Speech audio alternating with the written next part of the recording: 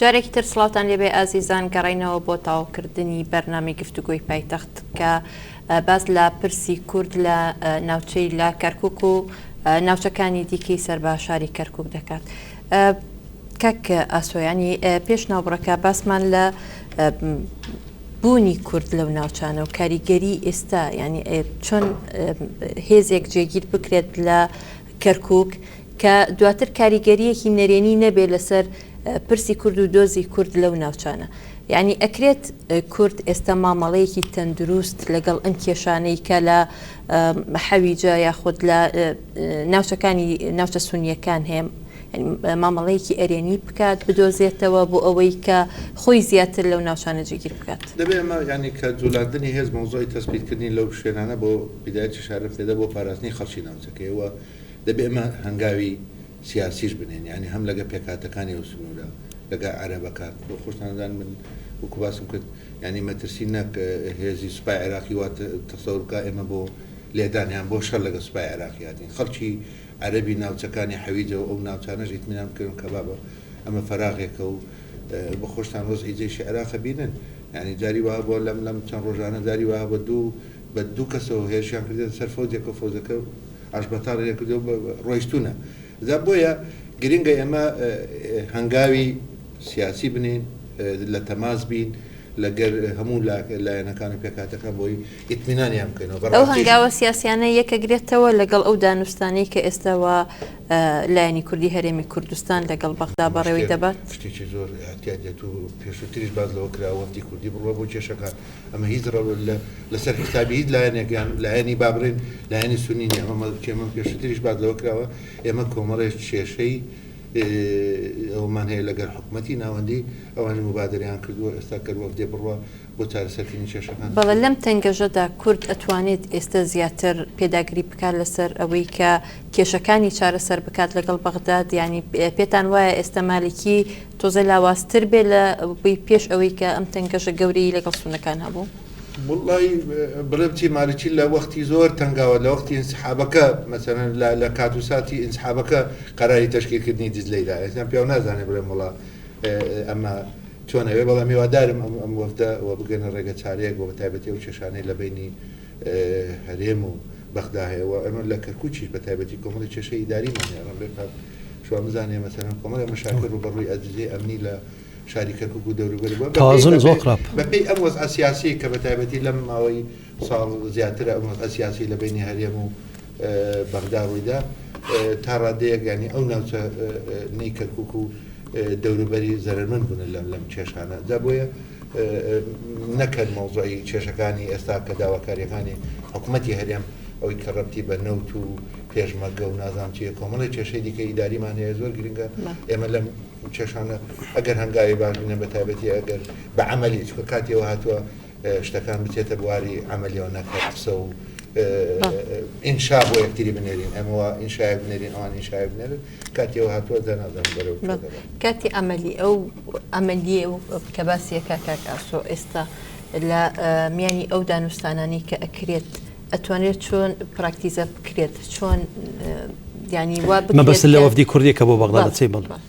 بەڕێز وەفتی کوردی لە هەمووان ئاشکرایە بە حقیقەت بابەتەکە ئێمە دوو لایەنی خۆگرتووە بابەتێکە کە ڕەبتی بە سیاسەتی عامی عراقیە کە ئێمە ملاحەزەمان لەسەر طبیعەتی حکومڕانی هەیە لە عراقدا کە عەدنان باسی کرد بەڕاستی وڵاتێکە دیارە بەرەو کاماقار هەنگاو دەنێتن ئێمە لەسەرەوە ئەساسە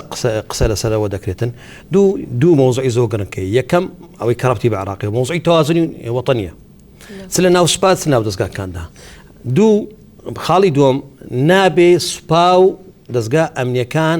بخزێنە ناو کێشەی سیاسی بابەتی سێم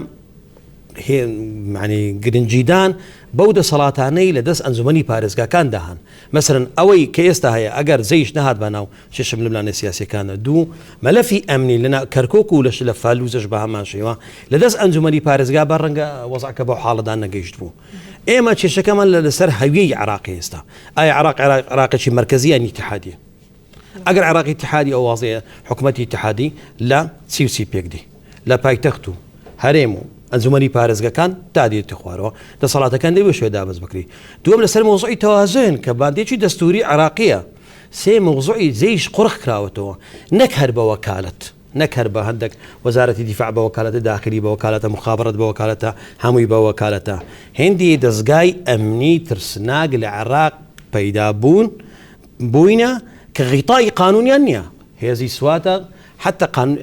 زيازي مكافحة إرهاب هي زياسة شانية هذه سوات كاتي خوي أمريكا درستي كر بريتي ولا 1200 كاس 16000 سقداري هي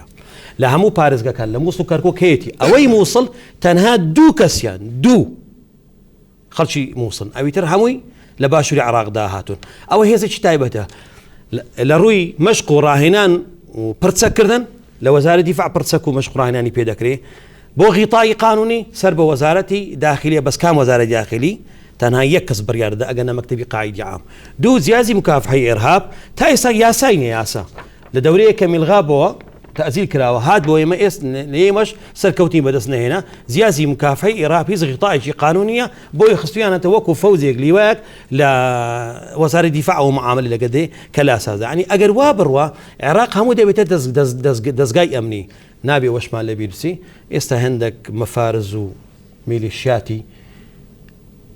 تر لنا شاركاني عراق درس كانوا بتايبتي بغداد كتمويل لكرين لنا حكومة عراق ما ياك عراق هم يبوت دزقاي أمني شون كرت معاملة لقال أم دزقاي أمني يعني عراق دكات لكركوك وناوتشكاني تريد ممكن معاملة كردن لو يجلس شيء شكاني إما بتمام الفوزي كاغاسو أقدارا بتمام الفوزي زيازي مكافحة إرهاب هنا نوم طاري كركوك دايبنين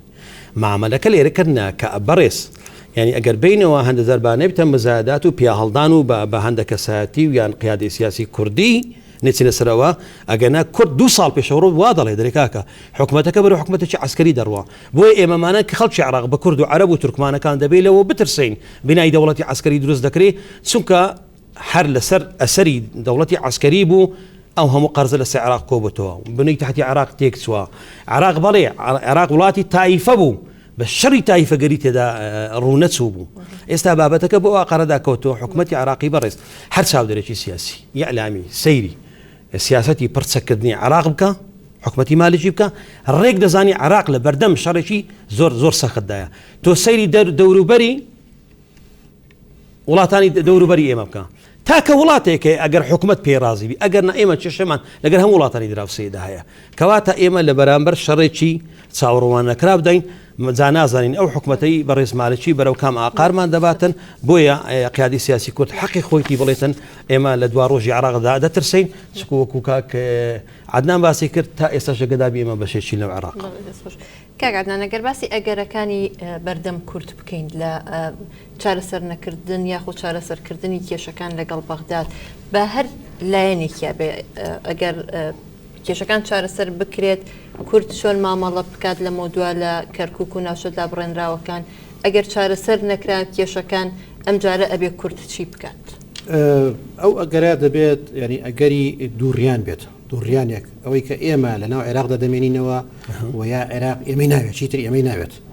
ئەگەر ئێمە ئەمێنینەوە شەرت و شروط و مەرجەیە دەستور هەیە کە من سەرباری کۆمەڵێک ملاحەزەی زۆرم لەسەر کۆمەڵێک هەڵەیەکە کراوە و بەسەر کوردە سەپێنراوە بەڵام هێشتا تا ئێستا چوارچێوەیەکە بۆ کۆمەڵێک کۆنتراکتی تر هەیە من پێم وایە دەبێت کۆنتراکتێکی نوێ بنووسرێت هەنگاوی ئەساسیانی ئێمە کورد دەبێت ئەجندایەکی واضح هەبێ بۆ مەسەلە پێش هەموو شتێک ئێمە پێویستمان بۆ یەک جەبهەیەکی متحدی ناوخۆی دروست بکەین لەسەر هەموو ئەو پرسە گرنگانەی کە پێوەستن بە ئایندەی هەرێمەکەەوە کوردستانەوە چکەمە علاقی بە سیستەمی حکومڕانی نییە ئەوەندەی علاقی بە ئایندە و چارەنووسی هەرێمەکەمانە ئەمە دەبێت هەموو لایەنەکان بەشدار بن تێیدا دەبێت ئەجندایەکی ڕوونی نەتەوەییمان هەبێت و لە چوارچەوەی ئەو ئەجندایە کار بکەین پێویستمان بە کۆنفرانسێک هەیە پێویستمان بە ژووری عملیاتێکی سیاسی هەیە هەموو ئەو مەسائلانە پێویستە کورد لە ئێستادا کاری لەسەر بکە کە ئەم ئەجندای ئەو استراتیژیە دانا ئەو استراتیژی لەسەر بنەمای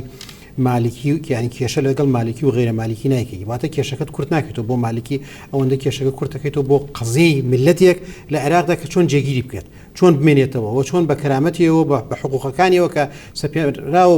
ینی باڵن سەلمێنراوە ئەم ملەتە لەناوم عێراقدا جێ بکرێتەوە بۆیە لەم دووڕیانە هەنگاوی یەکەم با بڵێن ئەگەری یەکەم و خیاری یەکەمان ئەوەیە کە ئێمە لەو عێراقێکی دیموکراتی فیدراڵە بە هەموو مافەکانمانە ئەوەی کە ئێستا هەمانە بەشێک لەو مافانە بەشێکی زۆرتری ماوە کە بە تایبەتیش ناوچە دابڕێنراوانە ئەوانە بەشێکن لە استحقاقاتی کورد ئەمڕۆ پێش سبەینێ دەبێ بگەڕێتەوە و ئەمڕۆ پێش سبەینێ هەوڵی ئەوە بدەین بگەڕێنرێتەوە سنتیمتر بە سانتیمەتری کیلومتر بە کیلومتری ئەو بەشێکە لە مافی خۆمان زەوتکردنی مافی خەڵکردنی من وەکو کەسێکی نەتەوەی قەت لەگەڵەوە نیم سانتیمەترێک ئەرزی خەڵکی تر بکەین سنووری ئازادەکانی ئێمە لەو شوێنە کۆتاییە کە سنووری ئازادەکانی خەڵکی تر دەست پێوەکە بەڵام هەموو ئەو ناوچانە لە حەمرین بەرەو خوارەوە تا ئەگاتە ئەو هێڵی کە ڕوا بە کەرکووک بۆ ناوچانە هەموو ناوچەی کوردستانین و ئەوە ئەمڕۆ پێش سبەینێ دەبێت کاری بۆ بکرێت و گەڕانەوەی نابێتە استقطاعکردن و داگیرکردن و دروستکردن خەڵکی ئەزمە ئەوەی کە تا ئێسای ئەوان دروستیان کردو ئەمە هەنگاوێکی گرنگە ئەگەر کورد ئینسیحاب بکە لە بەغدا بکشێتەوە بە یەکجاری لە پرۆسی سیاسی ئەتوانێت ئەو ناوچانە کۆنتترۆل بکات من لەگەڵەوە نیم پرۆسی سیاسی زانیش لە عێراقدا عێراقی کەسێک و ئەوە نییە جەنابی سەرۆکوەزیری ئێستاە پێشترە داهاتووە کشانەوەی ئێمە لە عێراقدا ئەبێت لە چوارچێوەی ئەگەرێکی تر بێ خیارێکی تری بە قووەتری لەبەر کە لە بەردەم کووردا هەیە یعنی ئێمە ناز نافرۆشین بەسەر ئینا ئەمە کشانەوە کارتێکی سیاسیە بەشێک لە تەکتیک کە تۆ بەکاری دێنی بەڵام کشانەوەی یەکجاری لە پرۆسی سیاسی لە عێراقدا واتە ئیتر اعتراف نەکردن بە سیستەمی حکومڕانی لە عێراقدا واتە تۆ ئەو چوارچێوەی کە ئێستا عێراقیەتی تعریفێکی ترت بۆ هەیە هەمان ئەو تعریفی کە پێشتر کورد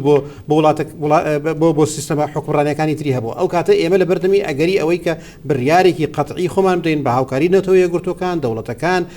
دراوسەکان دۆستەکانمان ئیلا ئاخری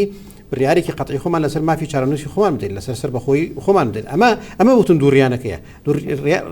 ڕێگای دووەممان کە پرۆسی سیاسی لەگەڵ لە عێراقدا بگاتە بنبەست و عێراق کورد هەر لەم چوارچێوەی خۆی بمێنێتەوە هەموو التزاماتی مالی ئێمە لە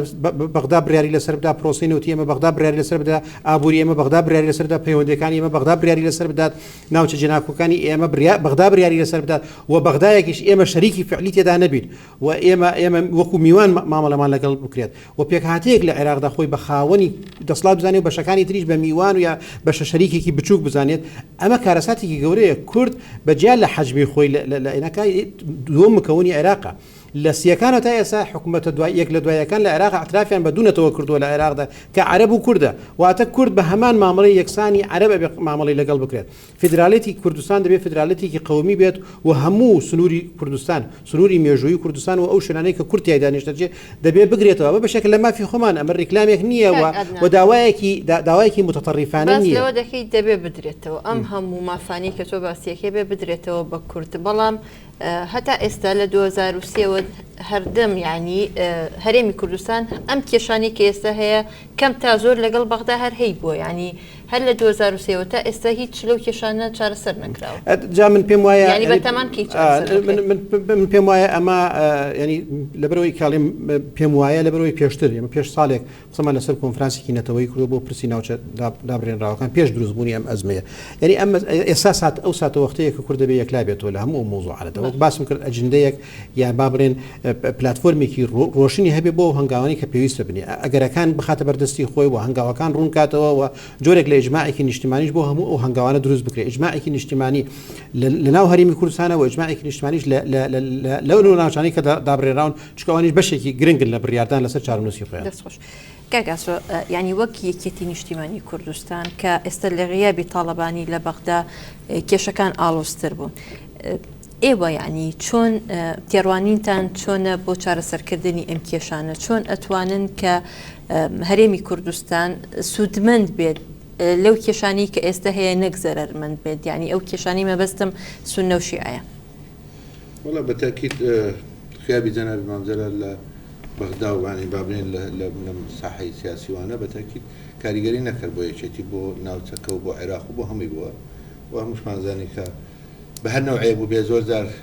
عێراق کەوتێتە ئەزمەیەکەوە ڕم بێ دەوری کەسایەتی مامزەلە ڕم بێ لایەک شایدی بۆ بدەینوانە بەڵام بە خۆتەدانی ئەمە لە بدایەتی لەسەرلەکەەوە نییە ئەمە لەسەر حیسابی لایەنێکی سونی بەڵام گرینگە کورد چۆن تەعاملەکە و لەگەر بەغدا لە بدایەت شۆ تاکیدمان لەسەرەوە کردووە ئێمە مانایەوە نییە بڵێن نەخێر ئێمە بێدەنگەبین لەسەر کێشە و مەشاکلەکانیمە بەڵام هەوڵ بدەین کێشەکانی خۆمان بەدانیشتن و بە گفتوگۆ و ئەو خیارەی کە کاک عەدنانیش باسی کرد مەسەلەی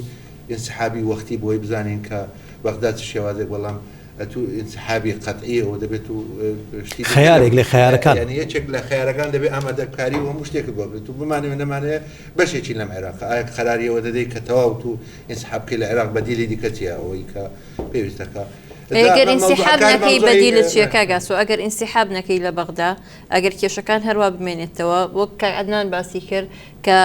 هیچ مافێکن نییە لە بەغدا ئێستا ئەو مافانی کە بۆ دانراوە لە دەستور پەیڕەو ناکرێت ئەی خیارەکەی ئەوە چیە مانەوەکەت ئەو قەراری ئەو انسحابی کاتی یان شێوازی تەعاملکردن ئەوە ئێستەوە بەخۆی داوای وەفدەکا بچێت لەگە بەغدا وەفدی ناردێتە هەرێم ئەمانە هەمووی فشار بۆ بۆی کە کێشەکان بەدانیشتن چارەسەر بکرێت بەڵام کە تو قەراری انسحابی یەکجارێکی پێم وایە دەبێت ئامادەکاری بۆ بکەی و تاکید لەسەر ئەوەکەمەوە گرنگە ئێمە وەکو ئیجماعی سیاسی کوردی مەسەلەکەەوە نییە حیزبێکان لایەنە گرنگە ئێمە وەکو کورد ئەو کێشانێک کە ڕوبەڕوومانە بێتەوە لە هەرێمی کوردستان و لە عێراقیش کە ئیجماعی سیاسی لەسەر بێەوە ئەو غرفەی عملیاتە زۆر گرنگە وڵا کۆنفرانسێک بۆ ئەو ناوچانە زۆر گرنگە بۆی بە شێوازێکی تەندروست تەعامل لەگەرەوە بکەین مەسەلەن ئێستا باسی کەرکووکەکەین تو برمانە کەرکوو بگەڕێنەوە چۆن تەعامل لەگە عەرەبی ئەسڵی ناوچەکە بکەین چۆن لەگە تورکمانیەوە بکەین معنایەوە نییە من قەناعەتی پێیەکەم دەڕێم کاکە ئەمەتە دەبێت دەبێت بەخۆت ئەو قەناعەتی بێ کە بەڵێ من زۆر گرنگە مەسلحەتی بەستیەوە لەگەر هەرێمی کوردستان لەگە من مەبەستم عەرەبی ڕەسەنی کەرکووک نەکە و عەرەبانەی کە هێنراوەنیان بە شێوازێک ئەو ئیجماع سیاسی کوردی کە باسی لێوە ئەکەیت ئەکرێت ئەم ئیجماع سیاسیە لە ناو کەرکووکە و ناوچەکانی تری دابڕێنراو لە هەرێمی کوردستان دروست ببێ لەگەڵ لایەنەکانی ترا تورکمان و عەرەب تا ڕادێک مەسەرەن دەکرێت من وەکوتم لە دوای پرۆسی ئازادی عێراقەوە شێوازی تەعاملکردن خەڵکانێکە بوون هەردژی ئەم عملیای سیاسی و ئەم عێراقی تازم برێن ئەم عملیای سیاسیە بە هیچ شێوەیەک دەسەڵاتی کوردیان ئەوان پێ حەزم ناکرا بەڵام خەڵکانێکە بوون عەرەبی ئەسلی شارەکە بوون باوەڕیان بە پێکۆژیان بە ئیدارەی مشتەرەکە بوو لایەنی تورکمانیش تا ڕادەیەک شێوازەکەیان پێشووتر زۆر جیاواز بوو لەگەر ئێستا پێم وایە وڵاتانی ئەقلیمیش ڕنگدانەوەی هەبێ بەڵام ئێستا بە خۆیان قەناعەتیان وایە کە گرنگە لەگەڵ کورد تحالفی استراتیجیان هەبێ و بەڵام وەکوتم نەگەوەی من چی دەمێ بەخۆی قەناعەتێکی مەسەلەکە هەر ئەوە نییە جەبهەی تورکمانی هەموو سەردەم چۆن تو بە خۆ دەزانین لە کەرکووک پێکاتەی تورکمان لە شیعی پێکاتوە سونە پێکاتووە لە جەبهە پێکاتووە حیزبی دیکەی گرنگەوەیە کە تو زۆرینەی تورکمان قەناعەتێکی لەلا دروست بێ ئیجماعێک مەسەرن با بڵێن ئیجماعی و ئەو عەرەبانە پێم وایە نەکەوە ئەگەر خەڵکانێکێ لە کەرکووک و دەوروبەری ئەگەر هەموو دەسەڵاتەکەش برێ دەستی پێی حەزم ناکرێ بەڵام کەواتە ئێستا کورد دەتوانێت بەهێزی هەبێت لەو ناوچانە بۆی و ئیجماع دروستکە لای کورد و عەرەب دەبێ تا ڕادەیەک ئێستا کاتەکە لەبارە بە تایبەتی دوای ئەم کێشانەی کە ڕوویداوە زۆر کاتەکە لەبارە بەڵام لەسەر حسابی هیچ لایەن و یان شتێکی دیکە نەبێ وەکوتم کاتەکە لەبارە و حزبە کوردستانەکە پێم وایە لە هەولێر لە سلێمانی چۆن بیرەکەینەوە بەڵام پێم وایە لە ناوچە کوردستانەکانی دەرەوە هەرێم تا ڕادەیەکی باز لەسەر بۆ لە لێرەش هەروە ینی لەسەر مەسەلە نەتەوایەتەکان بەڵام لەوێ لەسەر کێشە نەتەوایەتەکان هاوڕاینە ینی ڕەنگێ لە هەندێک شتی سەر ڕێی جیاوازیان مخالیفە بێوانە بەڵام لەسەر مەسەلە نەتەوایەتەکان و گرنگە کورد بۆ ئەم مەرحەلەیە ئەزا تو ئەو خیاراتی کە تو دەرێن کەرکووک بگەڕێتەوە سەر هەرێمی کوردستان مەسەلەکە هەر لایەنی کوردی نییە بەمانە نەمانێت تورکمانم لەو شارە نیشتەتیە تەنانەت شەراکەتەکەی لە هەرێمی کوردستان چ لە حکومەتی هەرێمی کوردستان تەنانەت لە ڕووی ئابووریشەوە مەسەلەن ئەو تورکمانانی کە دانیشتوی کەرکووک مەسەلەن لە ڕووی ئابووری و اقتصادیشەوە مەسەلەن مەسالەحیان هەبێت لە هەولێر لە سلێمانی لە ناوچانە بەڕاستی خۆ ئەمڕۆ کاتیەوە هاتووە گرنگە ئێمە بەو شێوازە تەندروستە تعامل بکەین نەگە وڵی کاکە دەی من یەکێک لایەنێکی تورکمانی دێم پۆستێکێ دەمێ دەرێم ئەمە حەقم دادە دەبێت بەخۆی قەناعەتێکی لەلا دروست بێ بۆ ئەوی کە بەفعلی بۆ من دەمێ ئیزافەیەک مەسەرم بۆ ئەوە نەبێ بۆ دعایەک بێت لەم فترەی گۆڕانکاری مەسەلەی لە کەرکووک کراوە بە تایبەتیان لێ گۆڕانکاری پۆستی سەرۆکی مەجلیس درابرا تورکمانەکان گۆڕانکاری پارێزگاری کەرکووک پێم وایە ینی ئەگەر بەس کێشە ئەمنیەکان نەبێت لە ڕووی خزمەتگوزاری و وەزعی کەرکووکوانە زۆر چۆتە پێشەوە تا ڕادەیەک من ناڵێم یعنی عەرەب و تورکمانەکانی شایدی بەوە دەدەن کە خزمەتگوزاری هەنگاوی باندا یعنی ئەمە پێویستەکە تورکمانیش هەست بکە کە بەفعلی خزمەت دەکرێت عەرەبی ئەسڵی ئەو شارەش هەست بکە خزمەت دەکرێت پێکاتەکانی دیکەش یعنی مەبەستم لەو فترەی ئەو گۆڕانکاری لە ئیدارەی کراوە هەنگاوی باش چۆتە پێشەوە ئەمەش بۆ خۆی یەکێکە لە خاڵە ئیجابەکانی سپاس کاکشوان ینی بەس لەواکرێک کە پێشەرکاری دەستور زۆر کراوە لە سەبارەت بە جێبەجێ نەکردنی مادە دەستوریەکان سەبارەت بە چۆنێتی پەیوەندی نێوان هەرێم یاخود هەرێمەکان و مرکز ئیتیحاد حکوومەتی ئیتیحادی یعنی ئەمانە چۆن ئێستا چارەسەرەکرێت ئێستا گەشتونەتە قۆناغەیە کە مالکی بە هەموو چواردەوریا کێشەی هەیە لەگەڵ کورد کێشەی هەیە لەگەڵ سونی کێشەی هەیە لە ناو ماڵی شیعیا کێشەی هەیە ینی ئێستا تۆ لە کاتێکا کە عێراق ئارام بووە نتوانیوە مافەکانی خۆت بچەسپێنی یاخود بە تەواوەتی وەری بگری ئێستا چۆن ئەتوانی لە بوونی ئەم هەموو کێشانەیە و مافانە بچەسپێنی دوو بابەتی سەرەکی هەیە دەتوانین دەسەڵاتەکان دیاری بکەین مالکی بەپێ ئەو دەسەڵاتە عسکەری و مادی کە لە دەستیدا هەیە کە دەسەڵاتێکی ڕەهای هەیە تەجاوز سەردەم دەسەڵاتەکانی تر دەکات حتى بە موەساتی قەزایی و کۆمسیۆن و ڕێکخراوە دەستگا سەربەخۆکانیشەوە یەکەم دانەری نظامی داخلی بۆ ئەنجومەنی وەزیران دەسەڵاتەکانی سەرۆکی ئەنجومەنی وەزیران نەک سەرۆک هەر لە ئەسڵدا سەرۆکی وەزیران دەبێت سەرۆکی ئەنجومەنی وەزیرانە دەبێت بە نظامی داخلی دەسەڵاتەکانی ابتدا دیارکەی دوو بابەتی تەوازن بەتایبەتی لە مؤسسە ئەمنی و دیفاعیەکانە دەبێت ئەوە بە نظری اعتیبار وەرگیری ئەگەر ناممکن نییە ئێمە بتوانین بەڕێز هیچ هەیبەتێک بۆ مؤسساتی مەدەنی نەماوە لە وڵاتەدا مثلا دوورزبوونی قیادی عملیات کاکە هەر دیزلەنە هی ئەنبار هی مووسڵ بۆ ئەوە دروزەوە بۆی دەسەڵاتەکانی ئەنجومەنی پارێزگا قوڕخ بکاتەوە قیادی عملیات بۆ خۆی بتعەیەکی عسکەری لە دەستور و لە قوانین عسکەریدا نییە شتێک نییە بە مەسابەتی فەیلقی پێشانە لیوا هەیە فەوت سێ فڕقە هەیە بە دوای فەرقە سێ فڕقە لە سێ پارێزگای بێکتر دەبەستێتەوە بۆی دەسەڵاتی ئەو ناوچەیە ئەنجومەنی پارێزەکان قوڕخ بکاتەوە لە دەسەڵاتێکی عسکەریدا کە بە خۆی قایدی عامی قواتی مسلحەیە دووەم مەکتەبی قایدی عام هەیە مەکتەبی قایدی عام هەیە ئێستا مەکتەبی قایدی عام ئەنجومەنێکی وەزیرانی عسکەری سەر بەخۆیە دەبی ئەو مەکتەبە دەسەڵات و میراکاتی دیاری بکرێتن ئێمە لەسەر ئەوە زۆر قسەمان کردووە ڕەنگە لە ئەوانە هەمووی قسەڵین ئەبێ ئەوانە بکرێت ئەوانە چۆن ئەکرێت یعنی تۆ ئەوە بۆ هەش ساڵەچێ نوری مالکی سەر بەڕێز ئەوە ئەو قۆناغی ئەی شەڕەکەمان بۆچی ئەگەر بەرنامە ڕەنگە و بەرنامەش لە دایک نەدەبوو گەر ئەو کێشانە لە ئارادا نەمن ئێمە دەڵێن لە دەرئەنجامی ئەو هەڵانەدا ئێمە بە سێ قۆناغ کارمان کردووە قۆناغی یەکەم ئەوە بوو چەندین وەفد و نامە ئاراستەی بەغدا کرا بۆ ئەوەی حکومڕانی لە عێراق ڕاستە ڕێککاتن هیچ جوابێکمان بەرنەکەوت درن چەندین جار 2000 بایکۆتکردنی ئێمەمانەوە قوارە سیاسی کوردستانیەکان لە بەغداستی پێکرد قۆناغی سێم لە دوای هاتنەوەی لستی هاوپەیمانی نیشتیمانی و ئەو وەفدەی ئەوزارە کە دەچێ ئێمە ناڵێن مەرزدارە بەڵام هێندی نقاتی محەددیان هەیە کە دەگەڕێن و دەبی دیار بێتن لە ماوەی سەقفی چەندە ئەگەر نالێر کوانە دەبێت چێش وەزعەکان یەکلا بکرێتەوە حکوومەتی مالکیش گەیشتە قەناعاتێک ئەو وەزعی ئێستا بە بنگەست گەیشتووە ینی ئەوەی ئەو دەیویست ئەگەر هێندێک هەنگاو نەبان ئەو ئەسلیحەیەی کە لە رووسیا یان لە ئەمریکا دەستی بکەوتابە دەبا لەوەی ئێستا کە بە شام و حەلەب دەکرێ مالکی زۆر خراپی بە شارەکانی عێراق دەکرد هیچ کاتم نەماوە دواوتە بۆ کاک عەدنان ڕۆڵی سیاسی کوردی ئێستا چۆن ئەبێت لەو ناوچانە بۆ ئەوەی کە وەک باسی کرد